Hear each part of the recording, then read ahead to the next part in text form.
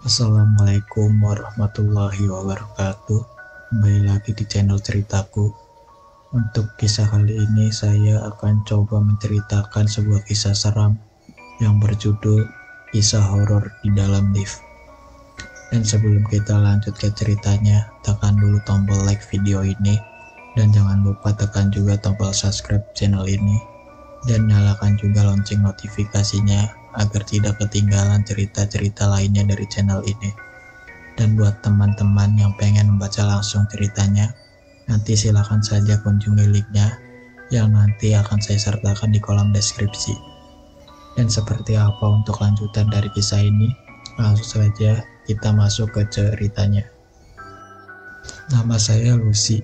Beberapa hari yang lalu, saya dan teman-teman saya sempat mengalami kisah seram di kampus.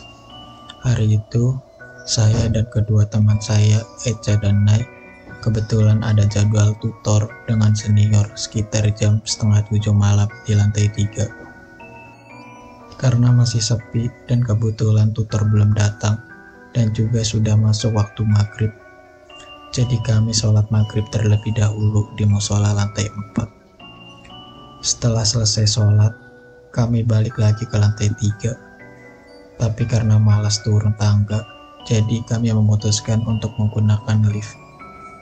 Ketika kami membuka lift, memang sudah ada 2 orang. Jumlahnya sekitar 2 orang. Masing-masing turun di lantai 4 dan 5. Posisi kami setelah 2 orang tersebut turun, itu saya berada di pojok kanan, tepat di depan tombol lift. Nai di tengah dan Eca di pojok kiri. Ketika orang terakhir turun di lantai 5 dan pintu lift mulai tertutup, saya langsung menekan lantai 3. Tapi tiba-tiba lift yang kita naiki menuju lantai 7. Berarti di lantai 7 ada orang yang ingin menggunakan lift juga. Lantai 7, pintu lift pun terbuka. Saya melihat di sekeliling, tidak ada seorang pun di depan lift. Suasana pun hening karena memang jam segitu sudah tidak ada lagi kelas yang digunakan untuk belajar. Nai, panggil saya, sambil buru-buru memegang tangannya yang ingin keluar lift. Mungkin kira-kira sudah 1 langkah di depan lift. Oh iya, lantai 7. Kirain udah di lantai 3 sih. Kedua teman saya memang dari tadi asik ngobrol, jadi tidak memperhatikan. Saya pun langsung menekan tombol untuk menutup pintu lift. Namun, tiba-tiba pintu lift tersebut terbuka kembali, seperti ada orang yang ingin masuk dengan menekan open dari luar. Saya berusaha tenang dengan mencoba untuk tidak panik. Menuju lantai 6, tiba-tiba Eca angkat bicara. Kok perasaan gue tiba-tiba gak enak? Shh, kataku memperingatkan karena pada saat itu mereka belum ada firasat apa-apa. Namun, mereka berdua saling tatap-tatapan.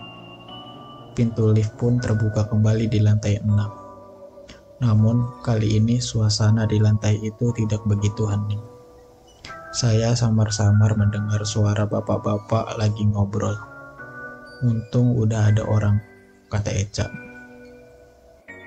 Saya kira yang dimaksud Eca adalah suara bapak-bapak yang saya dengar tadi.